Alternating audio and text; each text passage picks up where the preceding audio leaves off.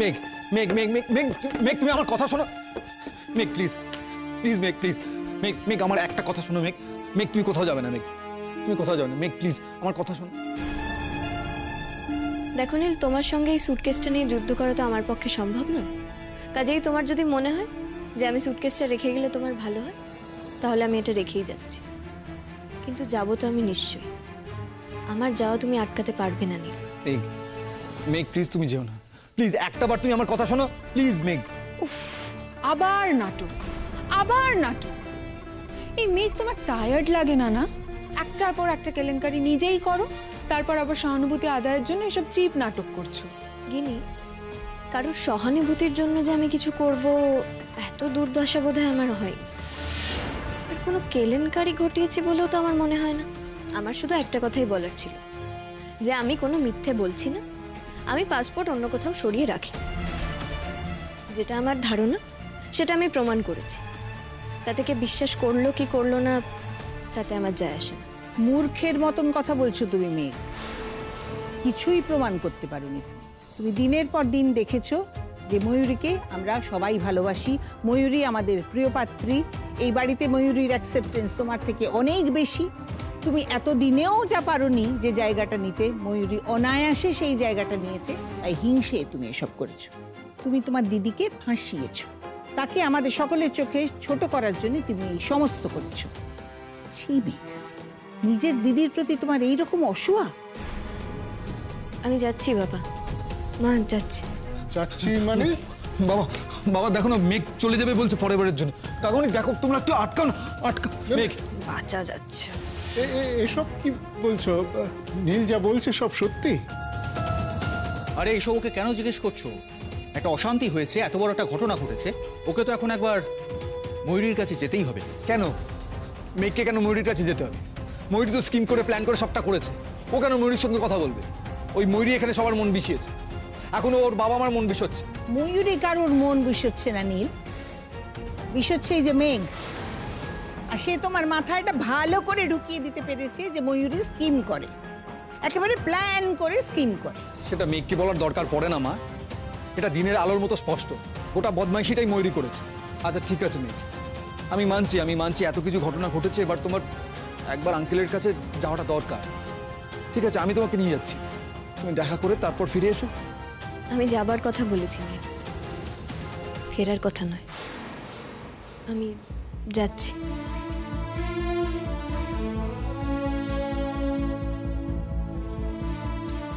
মেঘ,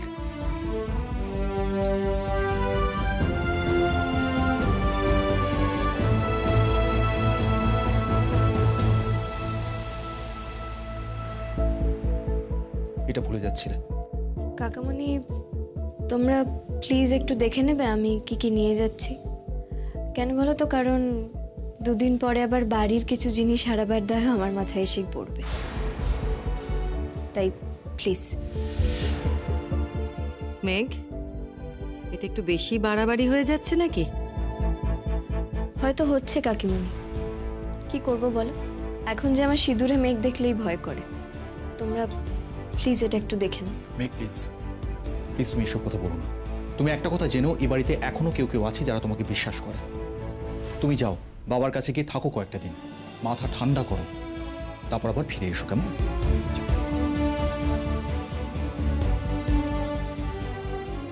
আমাকে না বলেই চলে যাচ্ছিস?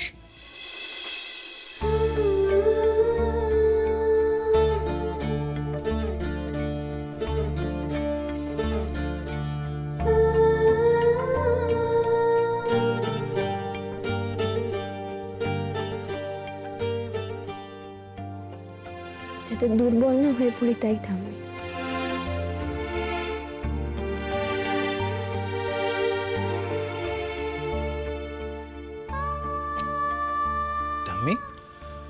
তুমি মেঘকে কিছু বলবে না? জানো তো ওনা চলে যাচ্ছে এখান থেকে, ও আর থাকবে না বলছে এখানে। কাকে থাকতে বলবো? কার কাছে থাকতে বলবো? তুই তো ওকে ধরে রাখার যোগ্যতাটা খুইয়েছিস। ভালো থাকিস না তো। তোর ভাগ্যটাই এমনি, যে বাড়িতে যাচ্ছিস সেখানেও বুঝি শান্তি পাবি না।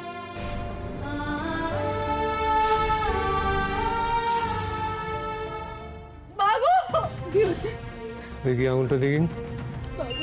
তোমার একটুও খারাপ লাগছে না? না তুমি জানতে, তাই না, মেঘ আমার নামে পুলিশে কমপ্লেন করছে।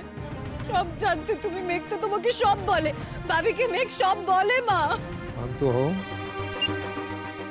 মেঘ তোমার নামে কমপ্লেন করেনি। তুমি থামো, সব জেনে বুঝেও করেছে। তুমি ওর নামে একটা কথা বলতে আসবে না। প্রেশারটা একটু হাই রয়েছে, পালসটাও তাই। চিন্তা করার কিছু নেই, একটু রেস্ট করো এখন। পারতে অনিন্দু, তুমি কিন্তু পারতে, তুমি এটা আটকাতে পারতে। যদি তুমি ময়ূরীর সাথে ও বাড়িতে যেতে, তাহলে মেঘ এসব করার সাহস পেত না। ও বাড়িতে যেটা ঘটেছে সেটা আমি গেলে আটকাতো না। আর মেঘ তো কমপ্লেনটা উইথড্র করে নিয়েছে, শেষ করে দিয়েছে তো ব্যাপারটা। কি শেষ করে দিয়েছে? হ্যাঁ, তোমার ছোট মেয়ে আমার বড় মেয়েটাকে অপমান করে শেষ করে দিয়েছে। মা মা তাও ভালো, ও বাড়িতে ওরা জেঠিমণি কাকিমণি কেউ মেঘের কথা বিশ্বাস করেনি, কেউ করেনি। কিন্তু মা, ওরা যদি সবাই মেঘের কথা বিশ্বাস করতে, বাড়ি শুদ্ধ সবাই, তাহলে বোধহয় আমাকে ওরা মেরে বাড়ি থেকে তাড়াতো, বের করে দিত। মা, তার মেঘ কি আমাকে ওই রকমই ভালনারেবল জায়গায় নিয়ে যেতে চেয়েছিল? হ্যাঁ, আমি সত্যি জানি না, জানি না।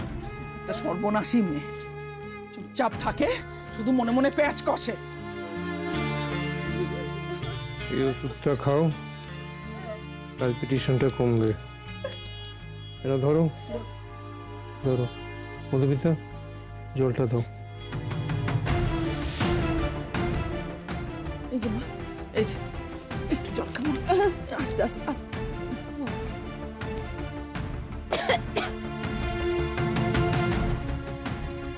কি ভেবেছে মেয়ে? এক হাট লোকের সামনে আমার এই মেয়েটাকে অপমান করবে? এতটা সাহস পেলো কোথা থেকে ও? হ্যাঁ, এই তোমার জন্য, তোমার আশকারা পেয়ে ওই মেয়ে এত দূরে এগোতে সাহস পেয়েছে, বুঝেছো? মধুমিতা, এই সমস্ত আলোচনা পরে করো, ওকে একটু রেস্ট করতে দাও। চলো বাইরে চলো, ঘরটা অন্ধকার করো, ও একটু রেস্ট করো। না মা, না মা, প্লিজ কোথাও ছিল না মা, আমি তোমার কাছে থাকবো। মা আমার কাছে থাকবে প্লিজ। ভাবি, জানো মা, ওখানে মেঘ চুপ করেছিল, একটাও কথা বলছিল না। আচ্ছা মা, আমি তো ওই পাসপোর্টটা একবার হাতে নিয়ে দেখেছিলাম, সেটা তো আমি ভুলে গেছিলাম, আমার মাথায় থাকে না। ও তো ভুলে যায়নি বলো সেটা? তাহলে ও কেন এই কমপ্লেনটা করলো? ও পুলিশে গিয়ে কেন বললো যে ও আর নীলবাদে আর কেউ হাত দেয়নি পাসপোর্টে? কেন বললো আমাকে বলো? ময়ূরী, তুমি ভুলে যেতে পারো যে তুমি পাসপোর্টটা নিয়েছিলে, ভুলে গিয়ে বারবার পুলিশকে বলতে পারো যে তুমি একবারের জন্য ছুঁয়ে দেখোনি পাসপোর্টটা। আর মেঘ যদি ভুলে যায়, সেটা দোষের হলো? ওই মেয়ে যেন এ বাড়ি মুখ না হয়, এই বাড়ি তোর কোনো জায়গা হবে না। আমি ওর মুখ দর্শন করতে চাই।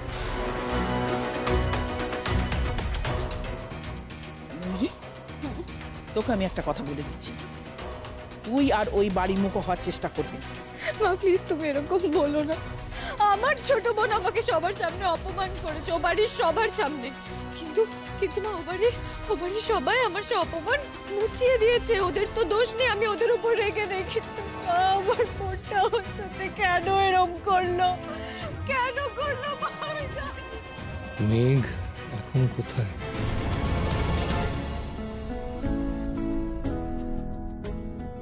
This trip is over for me. এই ট্রিপটা নষ্ট হয়ে গেছে, ছুটি নষ্ট হয়ে গেছে। ইনফ্যাক্ট আমার ওর সঙ্গে থাকার ইচ্ছেটাই নষ্ট হয়ে গেছে। আমি যদি আগে জানতাম না যে মেঘ এরকম কেয়ারলেস, তাহলে আমি ওকে বিয়েটা করতাম না। আমি কেয়ারলেস ক্যালাস মানুষদের পছন্দ করি না।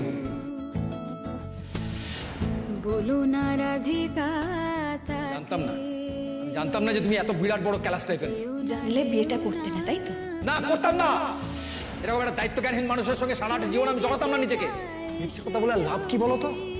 তুমি পাসপোর্ট বাইরে রেখে ভুলে গেছো। কে জানে, ওটা হয়তো তুমি ইচ্ছে করেই বাইরে রেখেছিলে। তো হানিমুনে যাওয়ার কোনো ইচ্ছেই ছিল না। তোমার এই গোপন বন্ধু, যার কাছে তুমি আজকে গেছিলে, সেই হয়তো তোমাকে যেতে বারণ করছে। কোথায় গেছিলে বলো? সেটা আমার যখন জানানোর দরকার হবে আমি জানিয়ে দেবো নীল।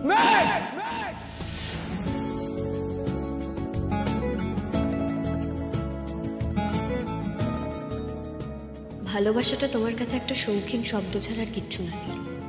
এরপর থেকে যখন কাউকে বলবে যে তাকে ভালোবাসো, আগে নিজেকে হাজারবার প্রশ্ন করে নিও যে ভালোবাসো তো, বিশ্বাস করো তো। যেমন বনের নিজের পরীক্ষা নিয়ে তার নয়, নিজের কাছে নিজেকে প্রমাণ করার চেষ্টা, তাকে প্রমাণ করতে বাধ্য করবে। যেমন বনের লতা বসন্ত চলে গেলে যেন বা মনের কথা বধু আগিয়েছে ভুলে।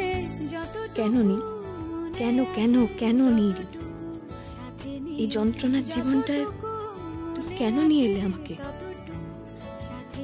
কারোর কোনো ক্ষতি তো আমি কোনোদিন করিনি, তাও কেন?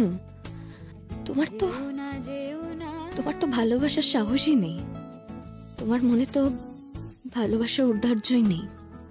কেন এত সন্দেহ নীল? কি করে তোমার মনে এত সন্দেহ? কি করে এত সংকীর্ণ তোমার মন? অযথা দুরাশা যদি খুঁজে ফেরে হারানিধি, খুঁজে ফেরে হারানিধি গো। নীল, তোমার মধ্যে কি দুটো সত্তা কাজ করে? একটা তুমি আমাকে ভালোবাসো, আর একটা তুমি আমাকে বিশ্বাস করতে পারো না। একটা তুমি আমার জন্য সবকিছুর বিরুদ্ধে সকলের সঙ্গে লড়াই করতে পারো, আর একটা তুমি সকলের কথায় আমাকে সব থেকে বড় আঘাত করতে পারো। কেন এলে নীল? কেন এলে তুমি আমার জীবনে? কেন?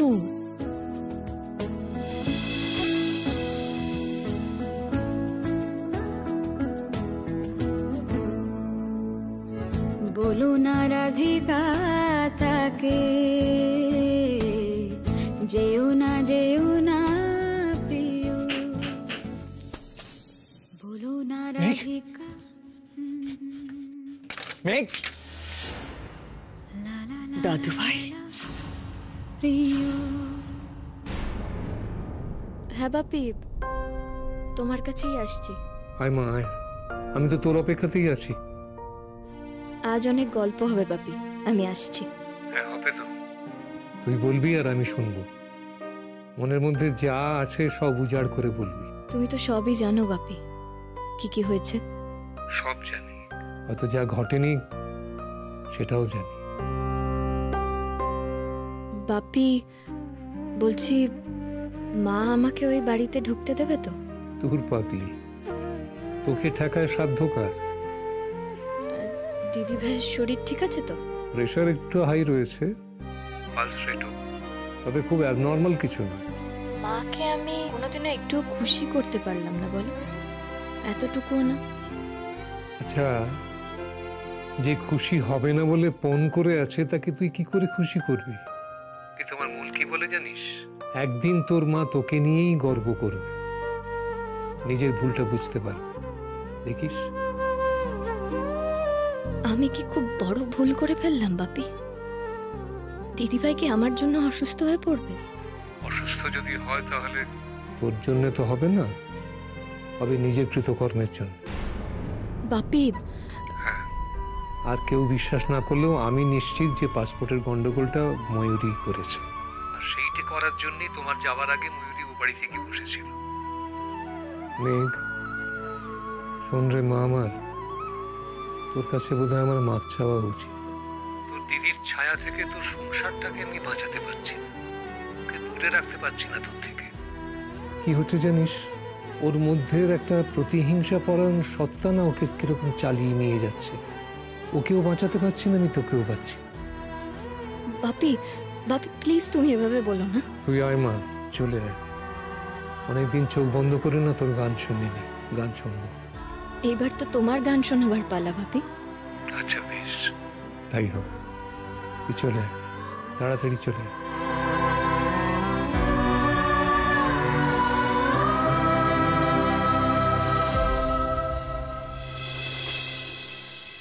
চলে গেল ঠাম্মি।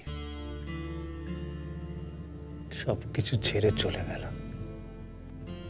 আমাকে কোনো সুযোগ দিল না। সে তোকে সুযোগ তো দিয়েছে দাদুভাই, বারবার সুযোগ দিয়েছে, কিন্তু তুই তার এতটুকু কদর না করে এক ভুল বারবার করেছিস। কি করে তুই করলি দাদুভাই?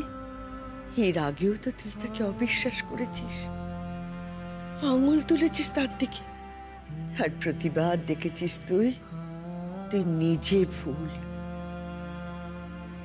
সেও তো বারবার তোকে মাফ করেছে। আরে দাদুভাই, সে তোকে মাফ করে দিয়েছে বলে তুই ধরেই নিয়েছিলিস যে তার সঙ্গে যা খুশি করা যায়, যা মুখে আসবে তাই বলা যায়। একবারও ভেবে দেখেছিস তুই তাকে যখন অবিশ্বাস করিস, অন্যায় দোষ দিস, তার মনের ভিতর কি চলে? ভাবিসনি তার যন্ত্রণার কথা? তুই ভাবিসনি এই তোর ভালোবাসা? হ্যাঁ রে দাদু ভাই, আমার নাত বউয়ের ওপর কিসের এত রাগ, কিসের এত অবিশ্বাস? আমি ওকে বিশ্বাস করি ঠাম্মি, বিশ্বাস করি, আমি ওকে ভালোবাসি ঠাম্মি। একেই বোধহয় তোদের কালে ভালোবাসা বলে, তাই না রে? শুধু মুখেই বলে আমি তোমাকে ভালোবাসি, শব্দগুলো অনুভব না করে শুধু উচ্চারণ করা। তুই যা করেছিস আমার নাত বউয়ের সঙ্গে, তার অর্ধেকটা যদি তোর ঠাকুরদা আমার সঙ্গে করতো না, আমি তাকে ত্যাগ করতাম। হ্যাঁ, কোনো হালকা ব্যাপার না। সত্যি আমি তাকে ছেড়ে চলে যেতাম, মুখ দেখতাম না তার। কিন্তু আমার নাত বউ সেটা পারবে কিনা আমি জানি না। সে যে বড় নরম। দাঁড়াও,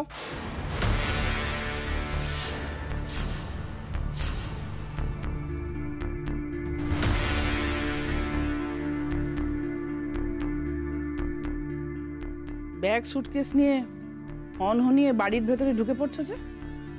কোন অধিকারে তুমি বাড়ির ভেতরে ঢুকছো? হ্যাঁ, যাও, বেরো বেরো ওখান থেকে, যাও বেরো। মধুমিতা, বাড়াবাড়ি করছো। কি আমি বাড়াবাড়ি করছি? হ্যাঁ, অত্যন্ত বাড়াবাড়ি করছো, নিজেকে কন্ট্রোল করো। এই বদমাইশ মেয়েটাকে আটকাতে আমাকে যদি বাড়াবাড়ি করতে আমি তাই করব, তবু এই মেয়েটাকে বাড়ির মতো আমি ঢুকতে দেবো না, কিছুতেই না। যাক না, যাক, ও নিজের শ্বশুর বাড়িতে ফিরে যা, ওখানে গিয়ে চোর পুলিশ খেলা খেলু, যা। হ্যাঁ রে মেয়ে, তোর শরীরে লজ্জা ঘেন্না বলে কিচ্ছু নেই? হ্যাঁ, নিজের শ্বশুর বাড়ির অতগুলো লোকের সামনে দাঁড়িয়ে পুলিশ ডেকে নিজের দিদিটাকে অপমান করলি। হ্যাঁ, তারপরে এসেছিস তার বাড়িতে থাকতে এই বাক্স প্যান্টরা নিয়ে। কি চাস তুই? হ্যাঁ, এখানে এসে এই মেয়েটার জীবনটাকে নরক করে দিতে চাস? হ্যাঁ, ওখানে যা কিছু করেছিস ও বাড়ির অর্ধেক লোক তো বিশ্বাস করে, তাহলে এখন আবার কি চাস নতুন করে তুই?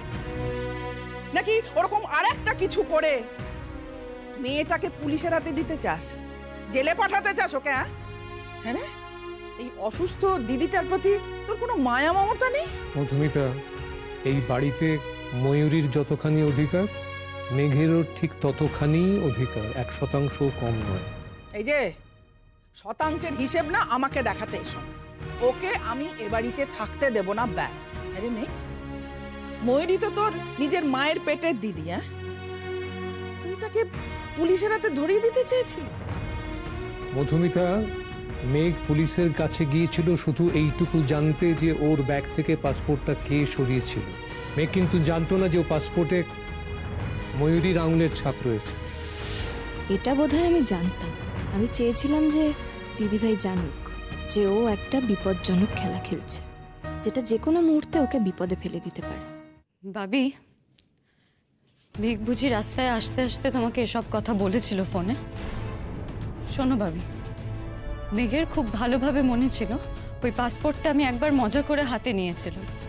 ও ওর মনের মধ্যে যদি এতটুকু গুড ইন্টেনশনস থাকতো, আমি যখন পুলিশকে বলছি যে ওই পাসপোর্টটা আমি হাতে নিইনি, তখন ও অন্তত একবার বলতো, একবার আমাকে সাবধান করতো।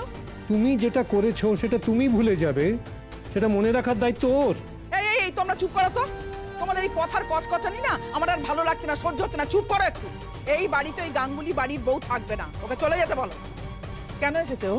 ওদের বাড়িতে আমার বড় মেয়েকে নিয়ে গিয়ে চোট ঠাউড়াবে, আবার এ বাড়িতে এসে থাকবে বাক্স প্যাটরা গুছিয়ে, সেটা তো আমি হতে দিতে পারি না। না রাখুক না, তারা তাদের পুলিশ ডাকা বউকে মাথায় করে রাখুক না।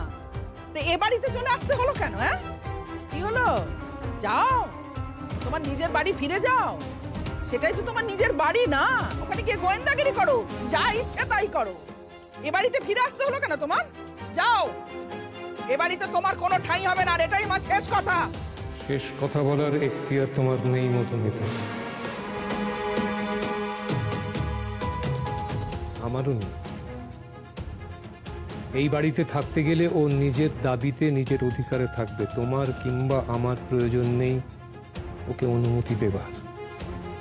আর এর থেকে বেশি বাড়াবাড়ি করলে আমাকে কিন্তু অন্য কিছু ভাবতে হবে। কি?